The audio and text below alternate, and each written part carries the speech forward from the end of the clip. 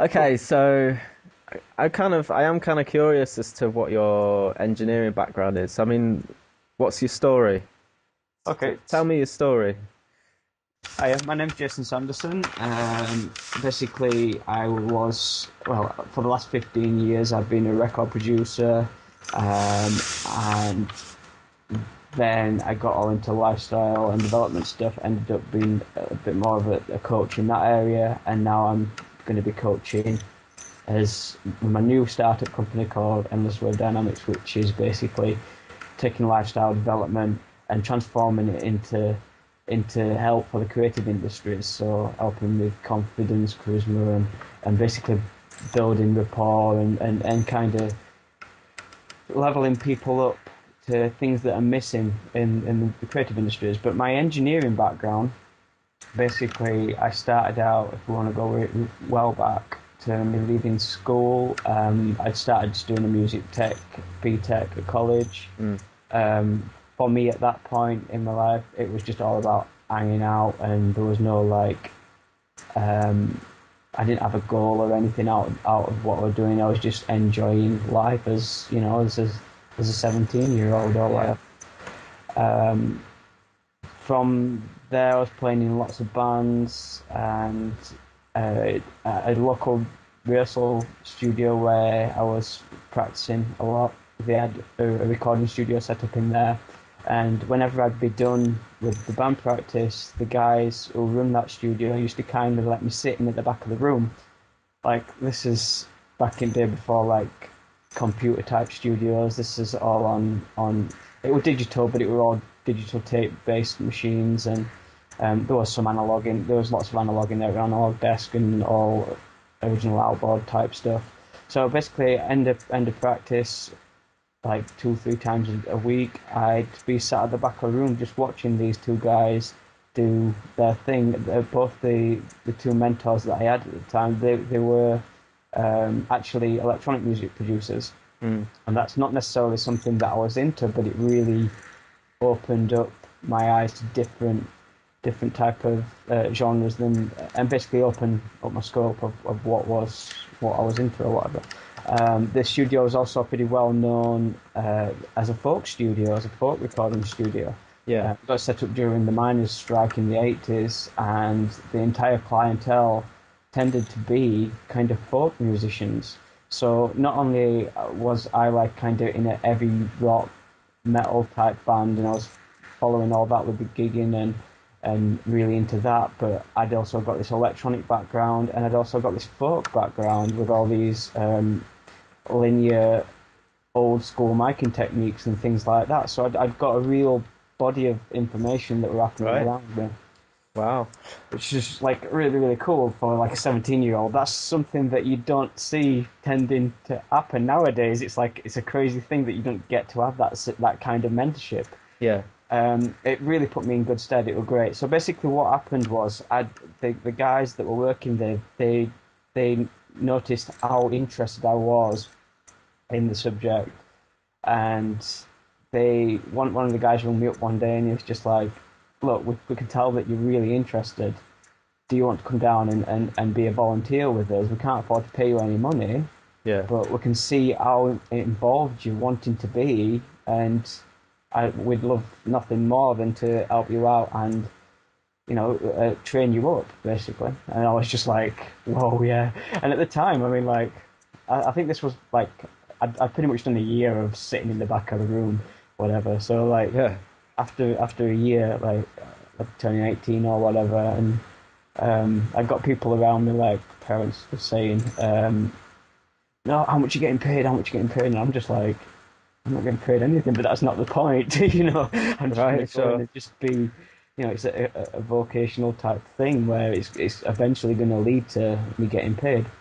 But anyway, I followed through with that, and basically got to a point where I was fetching my own bands into the studio, so I wasn't just assisting. I was Yeah. ended up working full sessions, which were great. Um, this was, say, by the time I was 20 or something. Yeah. Um, so I was at Yeah, so at that point, I was going to do a degree. I started doing a degree at Barnsley College when they used to do university courses there.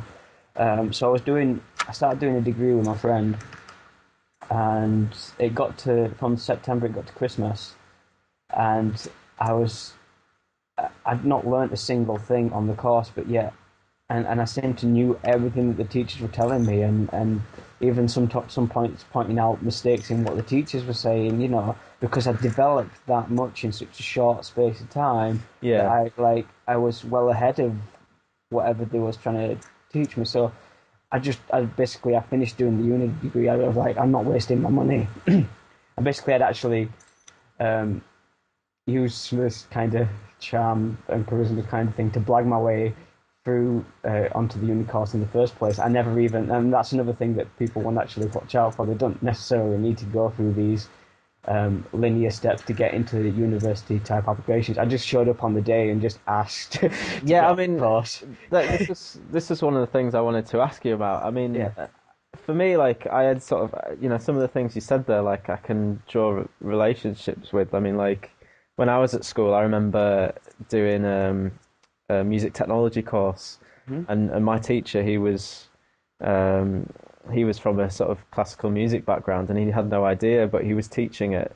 And I remember I basically spent 2 years either experimenting or teaching him what to do, So I mean, Experimentation is the best thing. I mean, yeah. that's the way people learn. I mean, how much of that training that you've had, like from doing a BTEC and then being at university, how much do you think that's sort of impacted on you? None of it. None of it.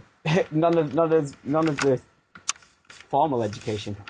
Anyway, I think the idea of formal education side is literally just to stir your curiosity. I think you can only ever learn by doing the jobs itself. I was learning so much by actually working the job rather than being educated to do the job. So that's why I just stopped doing the uni course.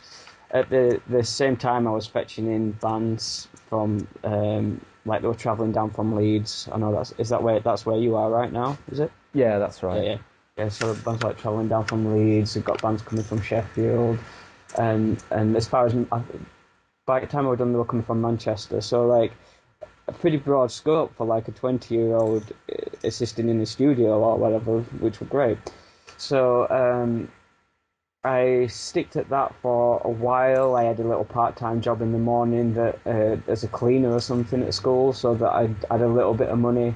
But at the same time, I was in a relationship, and pressures from my own family, from her family, from herself to actually earn a proper living rather than, at this point, it's been 3-4 years working for nothing in the studio. So like it kind of, and she were on like a pretty good wage, like stupid wage for her age as well.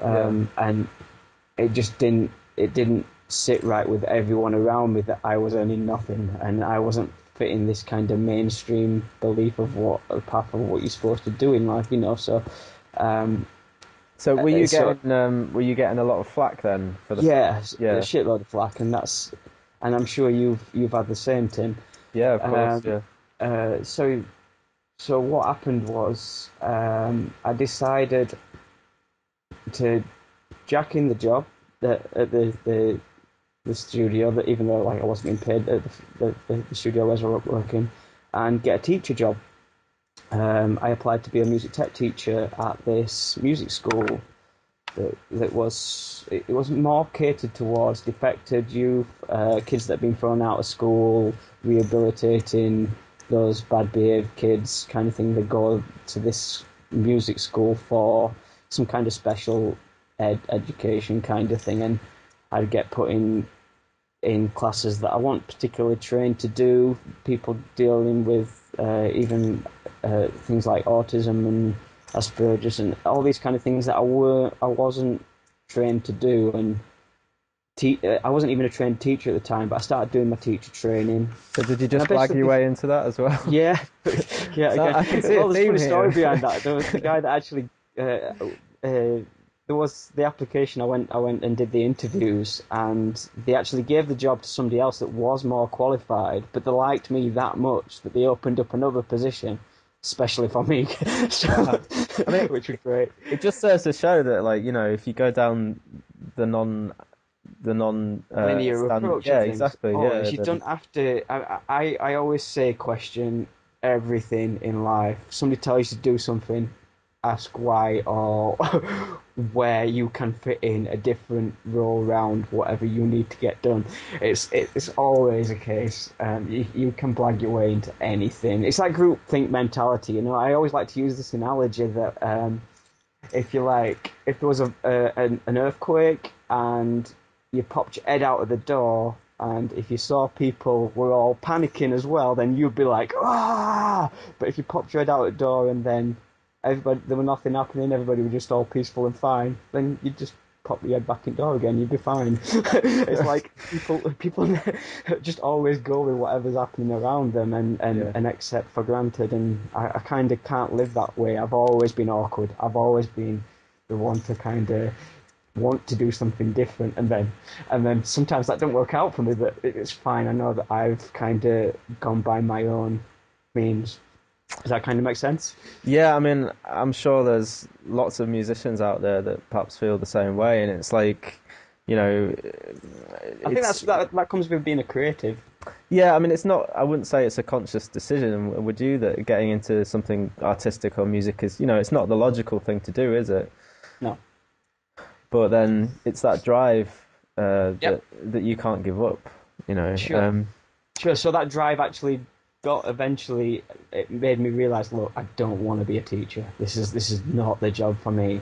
And I was halfway through my teacher qualifications and everything that they were paying for me, and but at the time it wasn't for me. All I wanted to do was being in that studio, making records, not be teaching people who are not interested how to make records. I could not do that. It was like I want to be making records. That was my thing. It was I just at that point being started getting bands from record labels coming to me, and I was just like, I need to be doing that.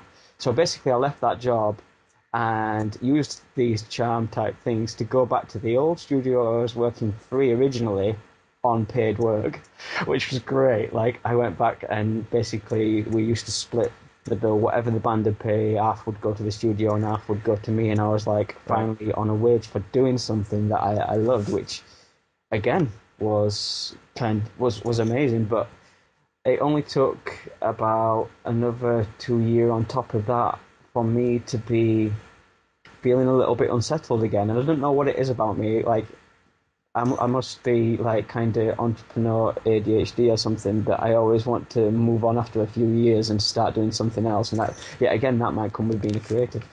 But I felt that I'd got these bands that were coming to me from record labels and they were traveling by this point all the way from around the country. I wanted to have my own place. Yeah. And it happened so fast, Tim. It was ridiculous how fast this next step happened. But I was on a bus with my friend going to town. I was going down actually to see a gig in town, but I was going there early, and I ended up bumping into the drummer for the band that I was going to see on the bus, and he used to be a manager, not a manager, underneath the manager, so like a supervisor or whatever for this nightclub. Mm. And so it's like, you ought to come with us. We're having some photos taken on the roof of this building. So I was like, all right, that sounds interesting. So like, of the building that he was working at. Yeah. So I went with him, and I stood up on top of this roof, and I'm like overlooking this area, this like kind of these flats and this building that is attached to the back of the nightclub. Like I never noticed these flats in my entire life of being in that area, and I'm looking at like I never looked up and seen these places, but like when we're on the roof, I'm looking across and I'm like, whoa, that would make an amazing studio. Mm. And the guy that I was with was just like, oh, I'll ask for you if you want. And I was like, yeah, sure. Didn't think anything about it. Didn't even think that I'd have the money to be able to make it happen. I was just like, oh, skint, I wouldn't be able to rent somewhere or whatever, somewhere like that. He was like, oh, I'll ask. no word of a lie to him. 2 weeks later, we were moved in and started building a studio. God. Absolutely crazy. He decided to move in with me, which was great. We split the rent, and basically what happened, what the scenario was, you've got two nightclubs, a basement nightclub and a ground floor nightclub, and then above that was my flat, and above that was another flat which I turned into a studio. So it was like absolutely huge. It's not just like a small flat. This is like the size of a nightclub, basically. The ground floor footing of a nightclub, but in a flat, if you know what I mean. So great space with a roof garden and everything. Absolutely awesome. And we got it. Basically, it had been derelict for like 5 years before us. So when we asked the guy, he was a little bit dodgy, to be fair, and he was obviously just sub-renting from the brewery. It wasn't that he was he didn't own the building, basically. He was renting it, but he said he'd sublet to us to do what we wanted to do, but he wasn't willing to put any money in whatsoever. It was like, this is your deal. I'll let you have the rent, the stupid cheap, but you've got to pay for everything. And we was just like, yeah, fine. So where were you getting your money from at that point then? So where was I getting my money from? I was charging about, not even much, probably about 80 to 100 quid a day for recording. Right. I got credit cards. I did the credit card trick, and I matched my credit cards up buying equipment for myself. I knew this is what I wanted to do, this is what I needed to do, so I bought some microphones. Some of them weren't that good, some of them were cheap. And basically I just bought a lot of equipment that would do me to get started. It wasn't the best stuff, but there was a few choice bits that were okay that I knew that would make do. And we basically, I bought a shitload of carpet and some rock wool, did one room out like that, so it was all like a dead room. And we had band practices in there. So there were my band, there was my housemate's band, and there was about 3 or 4 other bands that all paid me for use of this room as a practice room. So that in itself, 5, 6 bands a week, all using this room, that in itself was enough for us both to pay the rent. He got his job downstairs, and I was doing that with occasional recording in the other side of the building. Yeah. And that itself was just enough to pay the rent. So we just basically scrimped by for a while until we made it happen. And that's the kind of thing that I want your audience to take away from, is the times are going to be hard. And sometimes you've got to battle through these kind of times, because so many people at the first hurdle just give up. Like, I could have been stuck doing that teacher job that I wasn't happy with just to fulfill everybody else's idea of what should be. And although I wouldn't have been that happy, there wasn't that many hurdles in it. And it was almost like easy and automated, and I could have quite easily fallen into that kind of glary-eyed, misty life that a lot of people seem to have.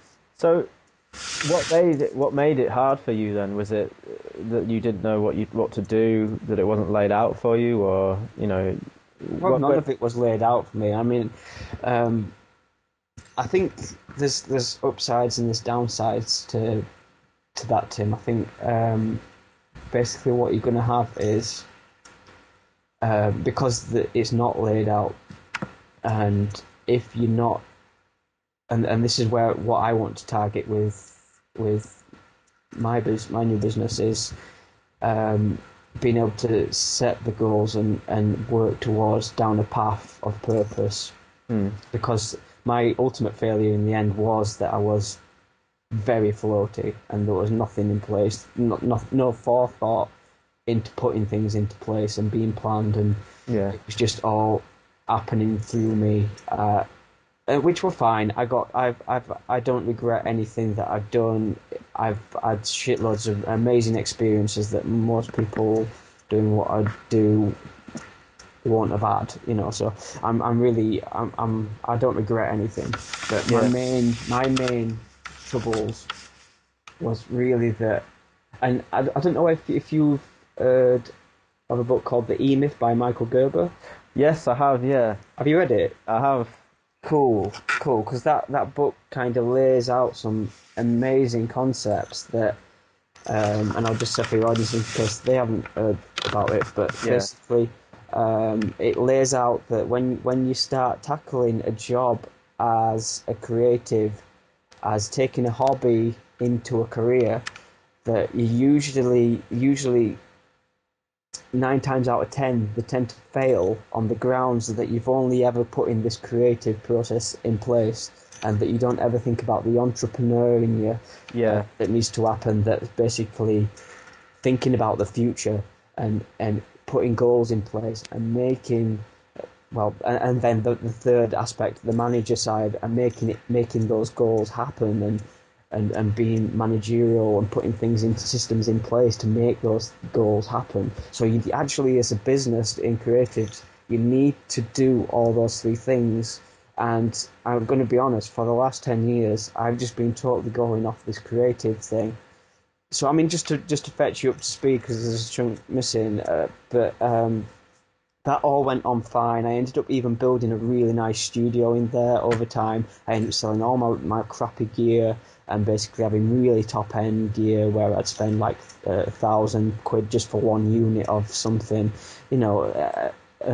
Top end microphones, Merman microphones, Pro Tools HD, Genelec speakers. I built all my live room used to be, and my control room used to be non-parallel walls inside enclosed speakers that were actually in the walls, you know. So I'd gone to real depth with like a proper booth and all tie lines throughout the building so that it went from one room to the next, you know. So I ended up with it being a proper thing, and that's when I'd even got bands coming from all over the world. I mean, the first session that I had in my new studio was a band that was flying over from America just to work with me, and they were relatively well known as well. And like, it got to the point where the studio wasn't fully built, and we were still wiring stuff in on the day that they got there. It was crazy.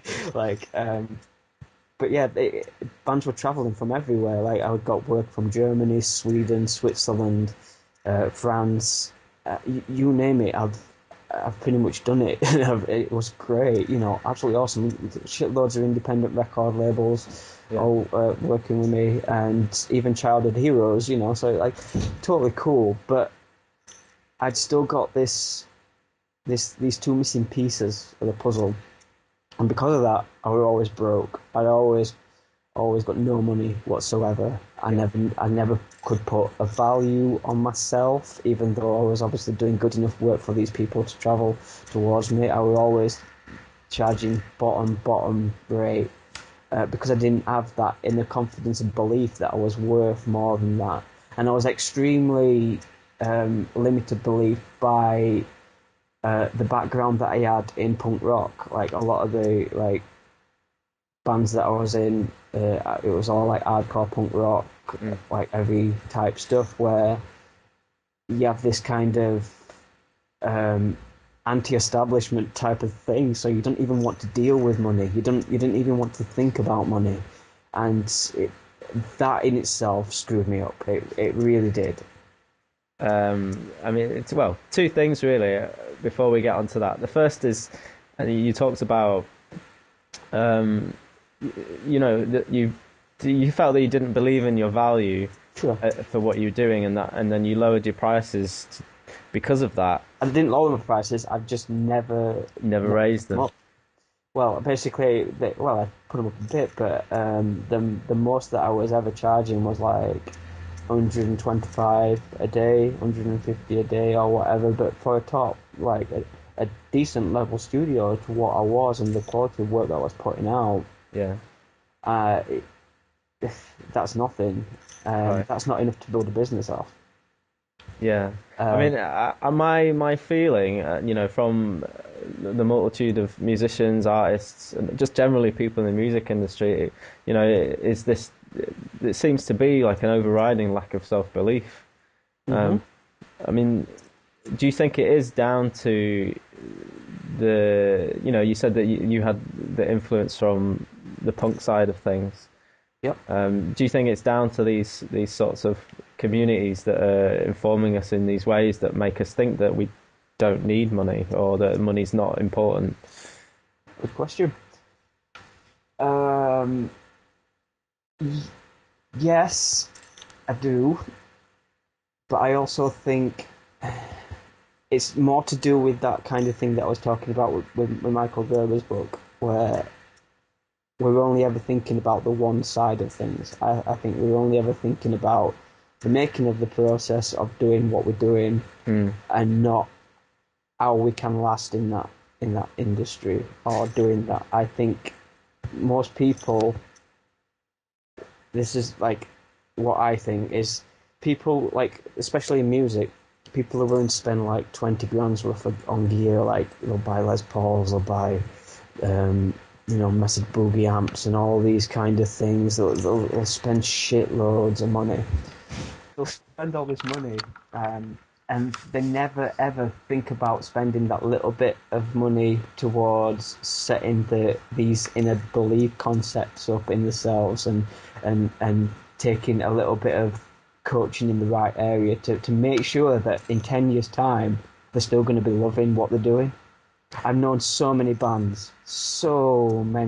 good bands split up after about 5 or 6 years because they can't hack it anymore. They can't keep Yeah. doing what they're doing, especially like when you get to. I mean, the lower level's fine and the higher level's fine, but that middle ground is so difficult. I've known bands that have got signed to really good record labels, but because it's part of their touring deal, Mm. that they've got to go out and they've got to do like 150 gigs a year, which is a lot. It's like every other day. Yeah. Yeah. So like you've got to go out and be subjected to between 100 and 150 gigs a year by the label to promote an album. Yet these people have got families or something like that, and they've got to somehow provide a living from a Peanuts style band where they're not getting paid that much, on the road, and travelling costs, touring costs. Like you pull up at a service station to buy some food and it costs a fortune. Like touring costs a shitload of money. So Yeah. like, I've known so many bands not be able to stick at that for very long. Yeah, I So mean, I've got a cousin who was in a quite fairly big band, and they toured the world and that, and they even ended up with a track on a Budweiser advert. But sure. in the end, she left and she went back to uni because she was earning a student's wage. Mhm. So she just, I think she got fed up with it. Yeah. Yeah, Yeah.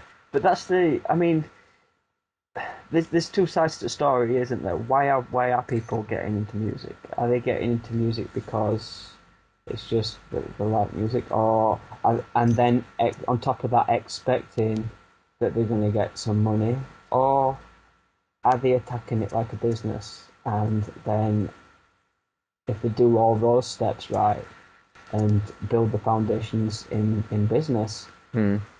and look at what are current trends that are happening, what are current ways of being marketing, what are current things, how are you branded, all these kind of things that um, a lot of people are scared to dip into. Well, it's And it's this thing for a musician, isn't it? That business is like a scary word, and it's almost like it's like sacrilege to even consider it.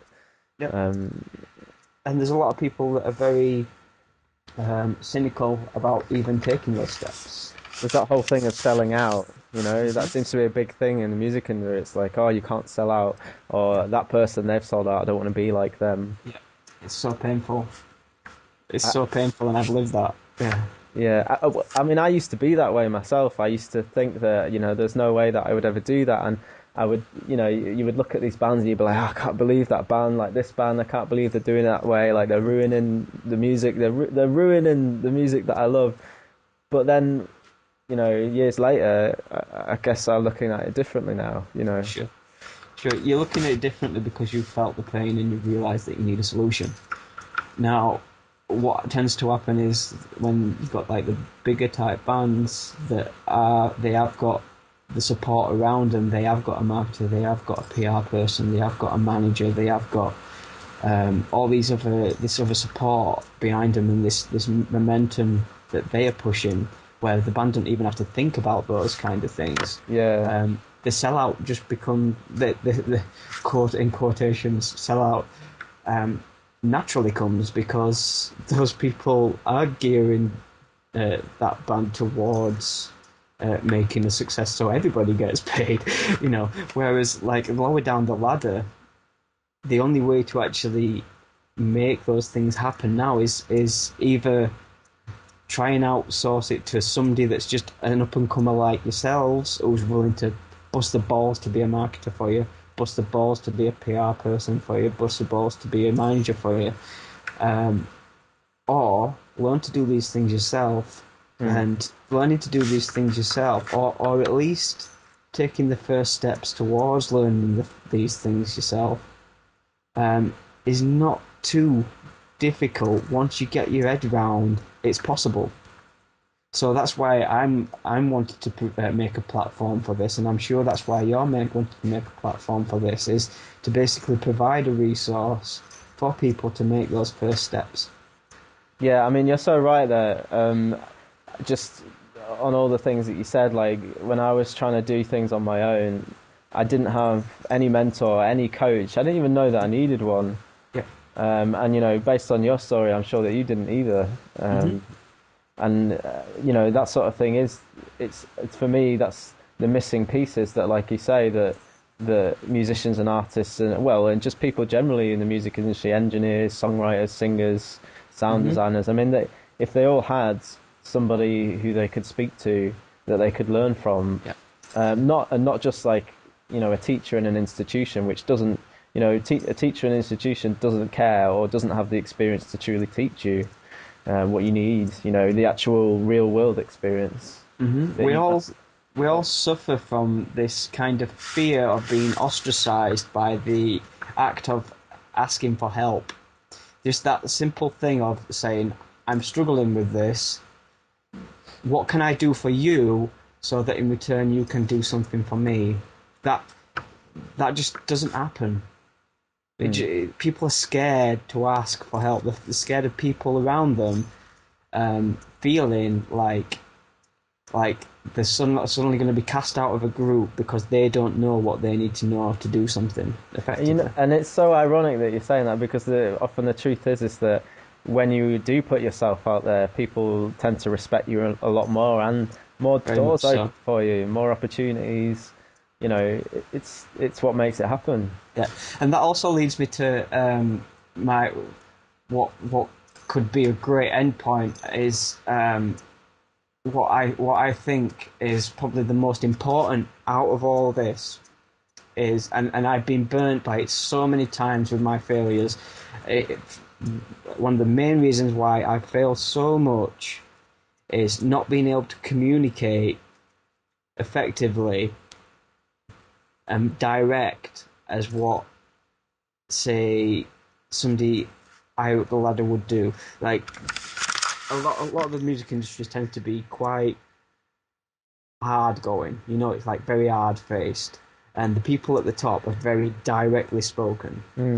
They say what they mean, and basically they mean what they say. Sorry, and the way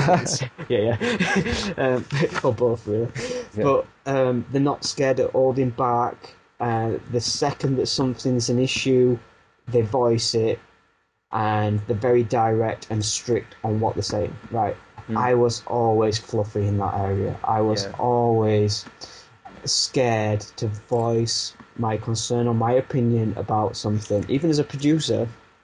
That the only way that this is going to get done for your budget right now is for this to be done this way, right? Otherwise, it's going to cost a lot of money. I'd always leave it till the end and just be like, "Can I have some more money, please?" Yeah. And it just never works. Yeah, that whole thing of asking for money, it's a, Yeah, it's a killer. yeah. But I don't think the people the top of the ladder are there because they're dickheads. I think they're there because they're very direct. They really put power behind the words and the thoughts and things that they say with confidence, and make other people implement that. That's You don't have to be a dick about that. Yeah. You can have all the charm and social lubricant and be able to just be the nice guy that everybody loves, but and that's what I've always tried to be, but I totally missed out on the direct conversation. And I think that even stems down to artists trying to deliver content to their audience.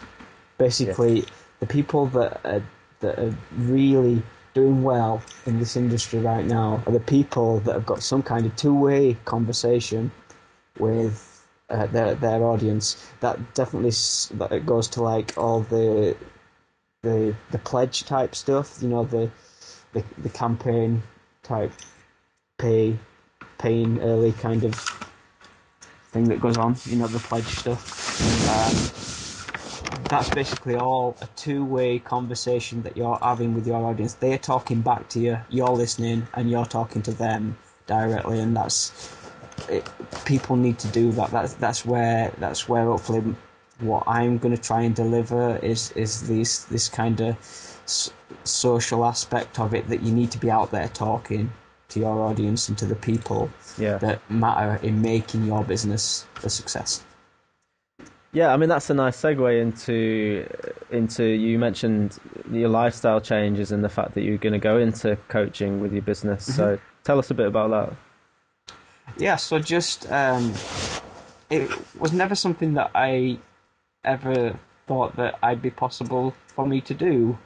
I mean, I've got this awful Yorkshire accent, this Barnsley accent. Some people say it's got charms. I think it hinders me some ways. But I never thought that I'd be going into public speaking, doing this kind of stuff and coaching.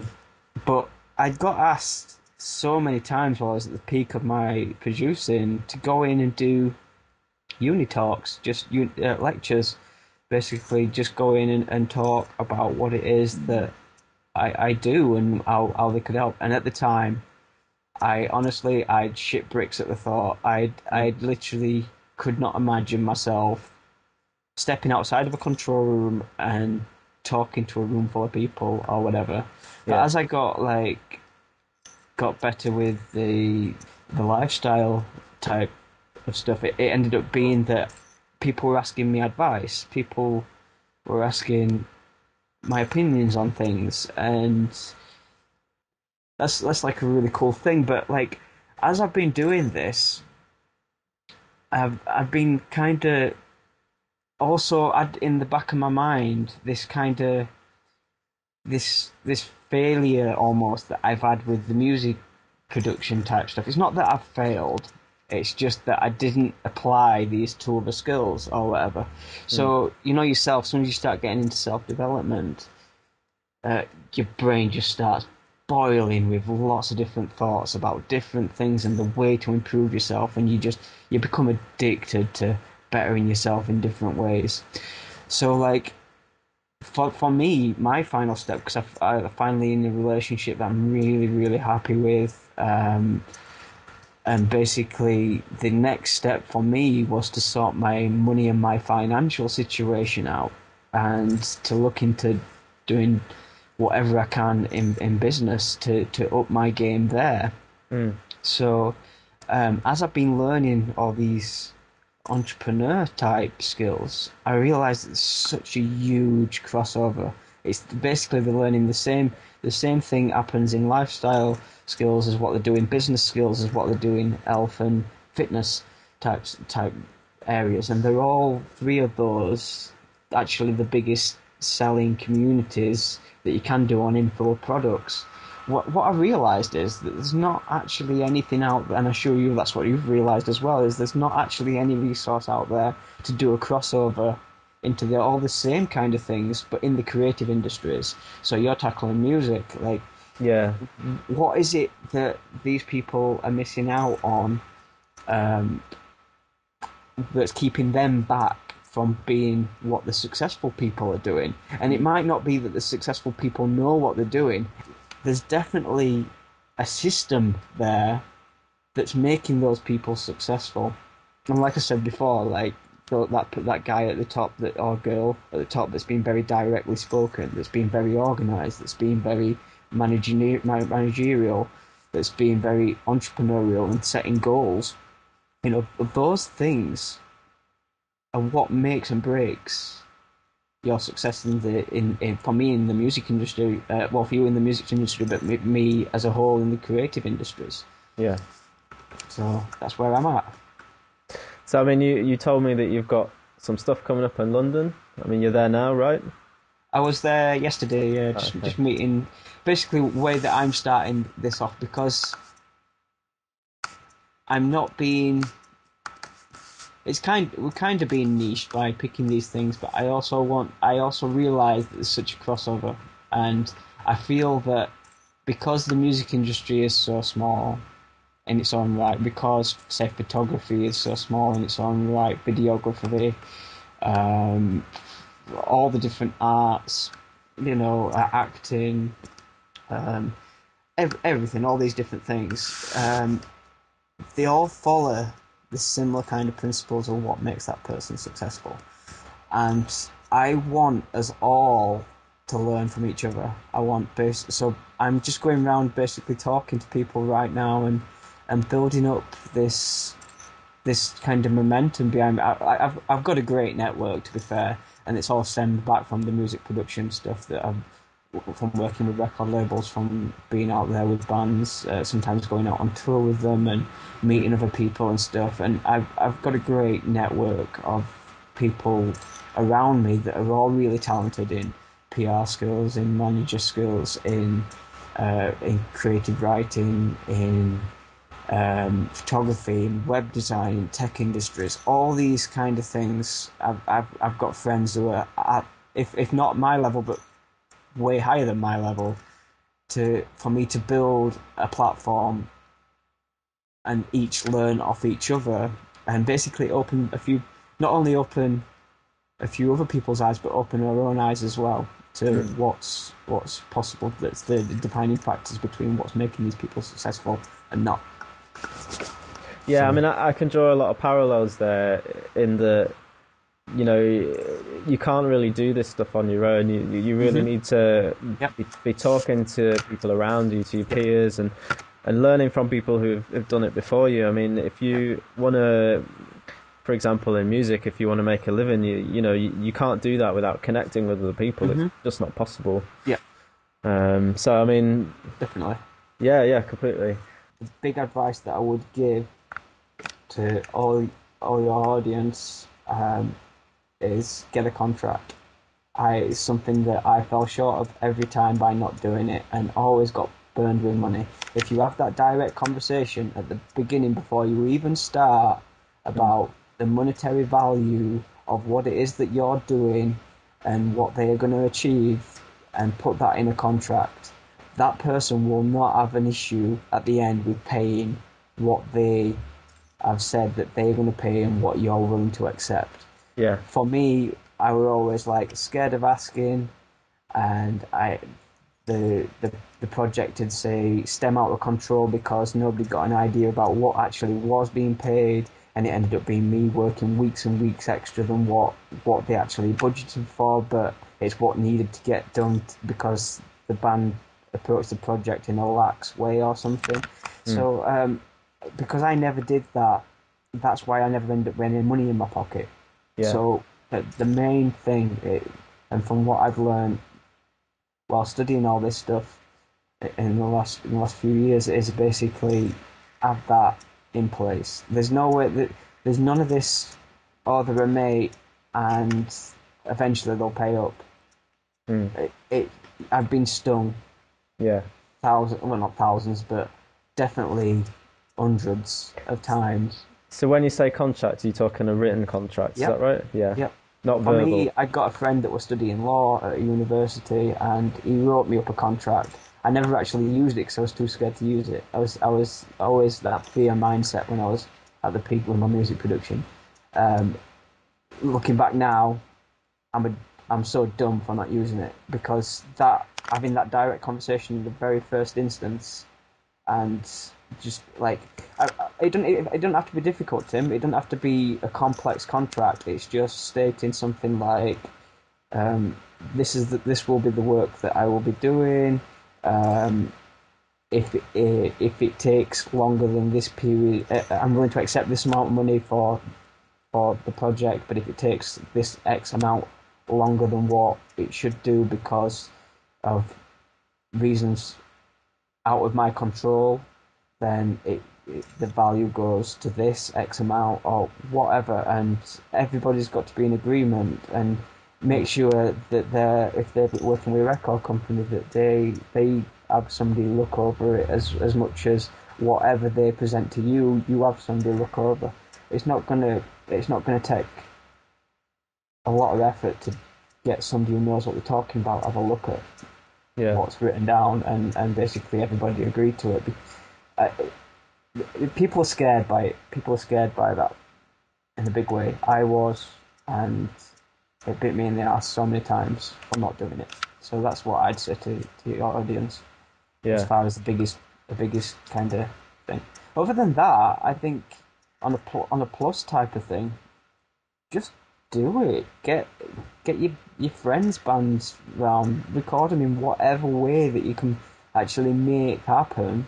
Just go out and just record some bands, or if that's what you want to do. I mean, it might not be recording that you're aiming at, but yeah, definitely as a music producer, you're only ever going to get good by practicing. Like I said, when I was at uni and I ended up dropping off, it's because that wasn't actually me hands on. That was me sat in the classroom being told what's good and what's not, and actually you getting your hands on the equipment, or a mouse as it is nowadays, Yeah. and basically using things like reference sources, references. I even now, 10, 15 years on in my experience of what I've been doing, if I'm doing a project, I'll use lots of reference sources. I need to know what the band are looking for. What are they after? What are they liking? What's current right now? Where are their ears sitting so that I can place my ears there. Mm. So, and with that, you can learn a lot. There's lots of stems out there nowadays, like where they're well recorded from albums and stuff. You can place them side by side on yours and make sure yours sound as good. Or just put in a CD and upload the CD into your software and turn the volume down or turn your volume up to match it, and literally just go from there backwards working to make Yeah. sure that yours sounds as good as what's out there now, and just train your ear in that way. Yeah. I listen to it on lots of different headphones, lots of different speakers, but ideally get used to one really good set as well, so that you always know where you're at. Yeah, I mean, I haven't really covered this yet, but for me, the only thing that I really spent a lot of money on hardware-wise was my speakers, Sure. which I spent, a couple of grand on, Sure. and the rest of it, like, Which ones have you got? Adam S2s, they're a little bit old now, but very good label, very good make, model, and everything. Yeah. They've got them little ribbons at the top for the tweeters. Yeah, so it don't fatigue you as much. You can listen Yeah, to it. yeah. Sure. Yeah, I mean that's brilliant. There's some really, really valuable information there that you've mentioned there. So thanks a lot. Cool, man. So what was your website again? EndlessWeirdDynamics.com. For now, people can just check me out at jasonsanderson.co.uk. Right. That'll be Okay. fine. Just my name, jasonsanderson.co.uk. Okay. Cool. So Thanks, Tim. thanks a lot for the call. Cool, man.